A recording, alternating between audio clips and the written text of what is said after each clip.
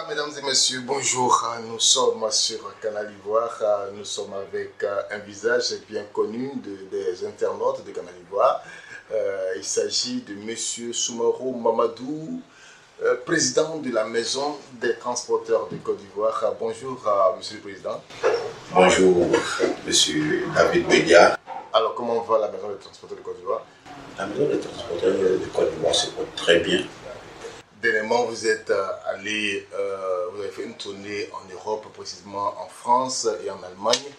Alors, qu'est-ce qui s'est passé? Quelles sont les personnalités que vous avez rencontrées et tout ça? J'ai reçu une invitation de TT Import Export, qui est une compagnie allemande qui est spécialisée dans l'import-export et qui a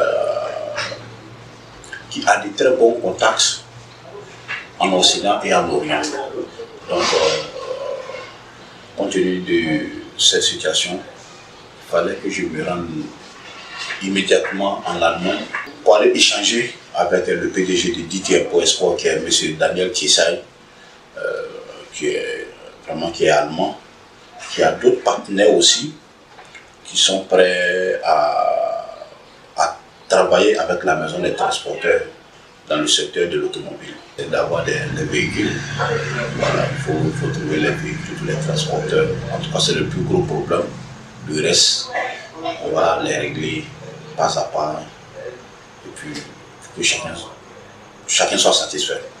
Donc, en réalité, dans cette tournée européenne, c'était d'aller signer des partenariats avec des constructeurs automobiles, et avec des fabricants de pièces détachées. Je n'ai pas limité qu'à ça. Il fallait signer aussi des partenariats avec des financiers. Parce que tous nos véhicules que nous avons presque aujourd'hui en Côte d'Ivoire, tous ces véhicules sont des véhicules qui sont très vieillissants. Voilà. Bon, il ne s'agit pas seulement de faire venir des véhicules en Côte d'Ivoire. Quand il y a des véhicules, qu'il n'y a pas de pièces détachées, bon, c'est comme si tout ce que vous avez fait, c'est... Donc quand tu commandes des véhicules, en même temps, il faut préparer quelques conteneurs de pièces détachées qui vont suivre ces véhicules. De Yambou, je suis venu à Paris.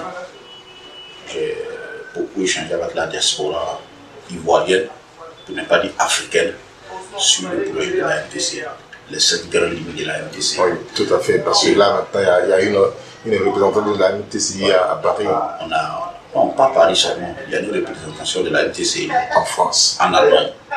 En Allemagne aussi. Hein. Il y a une représentation de la MTCI en France. Wow. Donc, il y a le coordinateur allemand qui est là et il y a le coordinateur français qui est là.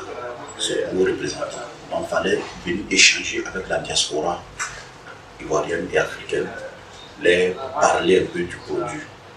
Pourquoi la MTCI? Qu'est-ce que la MTCI compte faire dans les années à venir? Mais il y a quelque chose comme que je ne comprends pas. Une diaspora de la MTCI, c'est des Ivoiriens qui généralement qui sont dans cette organisation, bien il y a aussi des Français, des Allemands. Non, il y a des Français, il y a des Maliens, il y a des Burkinabés, il y a des Guinéens, il y a des Ivoiriens en France qui ont adhéré à la MTCI, qui payent leurs cotisations comme il se doit. Alors, je voulais savoir, qu'est-ce qu'un transporteur français fait dans une organisation ivoirienne? Voilà. Mais cette organisation, le but, ce n'est pas seulement une organisation ivoirienne. Voilà. Nous sommes en train de travailler ces processus, voilà, pas à pas. C'est une organisation internationale. Le système pneumatique et l'économie de la Côte d'Ivoire, c'est le transport routier. Quand le transport est en panne, il faut te dire que l'économie sera en panne. Parce que je te donne un exemple. Quand le planquet finit de faire son café ou bien son cacao ou bien son éveillard, qui fait sortir du champ pour envoyer en bout? L'argent même, considérons que la monnaie qui est fabriquée même en France, quand ça arrive à l'aéroport Félix Houphouët-Boigny, qui transporte pour venir déposer dans les banques? C'est les transporteurs. Donc, l'économie mondiale même repose d'abord sur les transports routiers. Donc, c'est un secteur qu'on doit très bien organiser. C'est un secteur que l'État comme le privé, tout le monde doit s'investir dedans pour mieux organiser ce secteur pour le bien-être de tous les citoyens. Alors, je vais maintenant sur la mission marocaine. Dès mon arrivée en Côte d'Ivoire, j'ai reçu une invitation très rapidement par deux chèques, un Koweïtien et un Saoudien. Donc, on devait se croiser immédiatement au Maroc pour parler de certaines choses.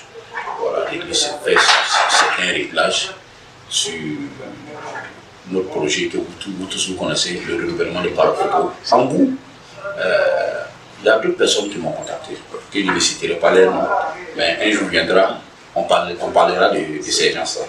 Mais je sais que j'ai été contacté par un Koweïtien et puis un Saoudien pour venir discuter un peu, voir dans quelle mesure eux vraiment ils peuvent nous accompagner.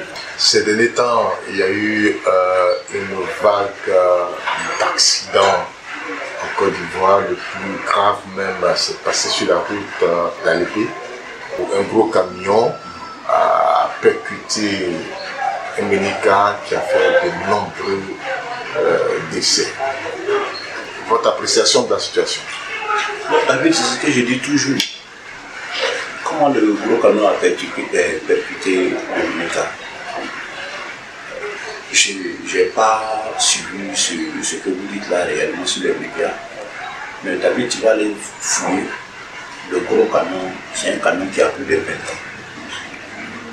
Et le mini-camion qui a fait plusieurs victimes, tu vas aller trouver, c'est un mini-car qui a plus de 20 ans. David, le blanc même qui fabrique le véhicule, l'ingénieur même qui fabrique le véhicule, il dit, quand il te vend le véhicule là, il garantit le véhicule 3 ans ou 5 ans. 5 ans après, il dit que lui, il ne peut plus te donner une garantie là-dessus. Parce que le véhicule ne sera plus opérationnel comme lui il le veut. C'est l'ingénieur même qui fabrique le véhicule qui dit ça. 5 ans après, lui ne te donne plus de garantie. Parce que le véhicule, c'est devenu la mer, c'est devenu la production. Vraiment, tous ces problèmes, j'étais toujours dit, on va pour faire une sécurité routière en Côte d'Ivoire, on va pour faire une sensibilisation. Mais tant que nous ne changeons pas nos véhicules que nous utilisons, il y aura toujours les morts sur les routes ivoiriennes. La dernière fois, j'étais rencontré une histoire, j'étais sur l'autoroute. Il y a un véhicule qui était juste devant moi. Il est resté en train de partir. Son maillot s'est arraché. C'est parce que le fer est usé. Bon, nous sommes mécaniciens, nous on est mieux placés pour parler des attaques. Quand le fer est usé, ça se déboîte.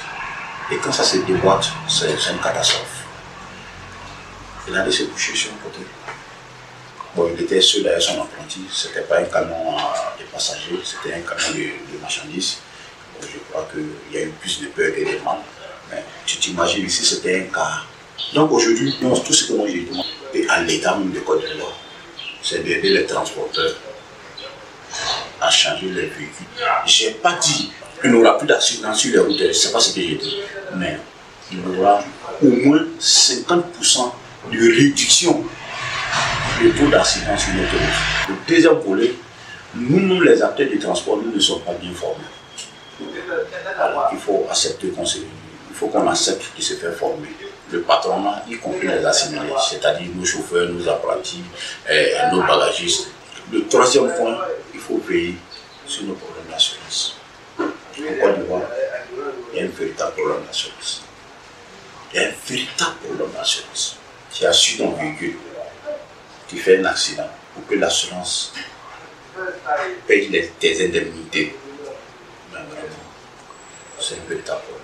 Et encore, il faut que l'État essaie de parler un peu à l'oreille des banquiers pour faciliter aussi les financements. En tout cas, merci beaucoup, monsieur Soumaoro Mamadou, président. Je rappelle que vous êtes président de la Maison des transporteurs de Côte d'Ivoire, jeune organisation dans le monde du transport, mais qui fait beaucoup parler d'elle parce qu'il y a du dynamisme à l'intérieur.